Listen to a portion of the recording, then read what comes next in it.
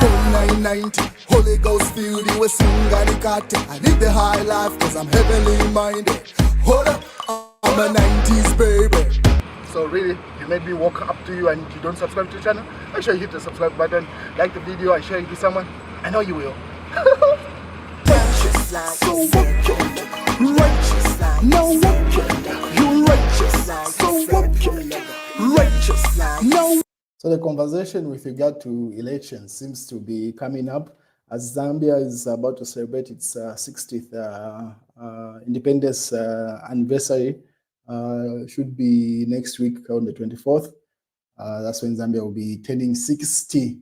So grade 7 enough. Petitioners argue that grade 7 certificate should be sufficient for councillors. So it seems like there's been a petition with regard to what is required for grade 7 councillors. So grade 7 certificate should be enough for candidates, councillors, petitioners.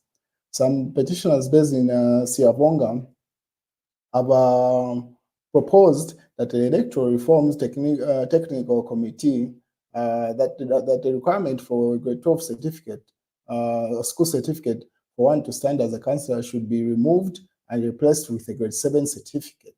The Bonga District Council Secretary Costa Mutendi, who made this submission on behalf of the petitioners who sought anonymity, said the grade 12 requirement has deprived wards of quality leaders who genuinely want to serve the community. Having a grade 12 certificate does not guarantee that someone will make a good leader. Mr. Mtendi, who also is a district electoral officer, said on behalf of the petitioners. So they seem to be that petition coming across with what is required. And as we head towards the 18th of October, when Zambia will be commemorating its day of prayer, Shufetayari calls Pray for Zambia. Let's all attend prayer on the 18th of October. And the president has also announced where he's going to spend. So for the first time, President Hakainde Hichilema will officiate at this year's National Day of Prayer and Fasting on Friday at Incana Stadium in Kitwe on the Copper Belt. So this is the first time that the president is participating, be it the time that he was in opposition and also as a sitting head of state. And he's made that announcement to say he's going to be on the Copper Belt. Pretty much all the provinces will be commemorating the day, but where the president is going to be is on the Copper Belt. And most likely, the vice president is the one that's going to officiate the one in Lusaka, and probably other provincial ministers in the other vicinities. And then, as you remember, should have been the same day that Shimba Kambwili had an accident. There was an accident earlier on. So journalists among us, the 4 killed in the SA-bound crash, that Jordan bus that you see on screen there, as reported by the Daily Mail. So probably that's one of the things that the nation wants to pray about. But these checks will no longer be used as a payment instrument effective December 31st, 2025. Bank of Zambia has announced. And the UPND put up this article, says Hakainde Hichilema's popularity a true reflection of the Zambian sentiment. So they say, contrary to claims of a widespread disapproval largely made by some Zambians abroad, President Hakainde Hichilema continues to enjoy strong support from the local population. His policies aimed at addressing the nation's challenges have boosted his approval ratings during some of Zambia's most difficult times. So that's according to the UPND. They say anybody that feels like President Hakainde Hichilema's approval rating is very bad or low in the nation, those are mostly Zambians in diaspora and are not in touch with what's going on the ground, because on the ground, according to that article, President Hakainde Hichilema is very popular and he has a high approval rating. And you can see very colorful comments coming from different people in that particular publication.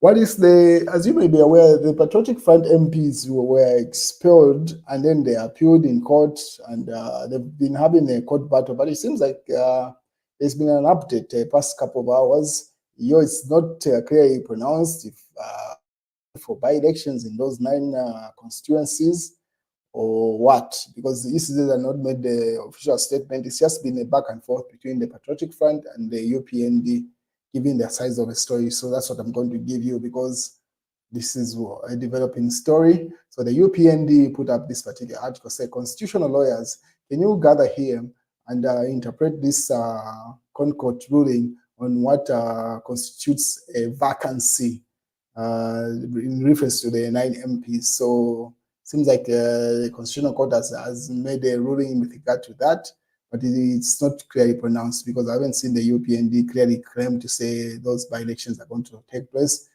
The PF also are simply saying the 90-day time period has elapsed, based off what Emmanuel Mombat put up. So Emmanuel Mombat put up an article in response to the judgment. So it's Constitutional Court rules after declaring the seat vacant is mandatory.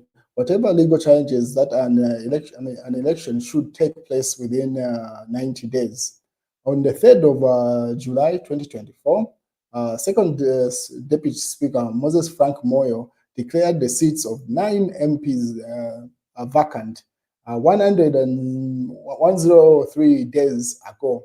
I guess this passed the by-election period, or pretty much stating to say the time period has elapsed.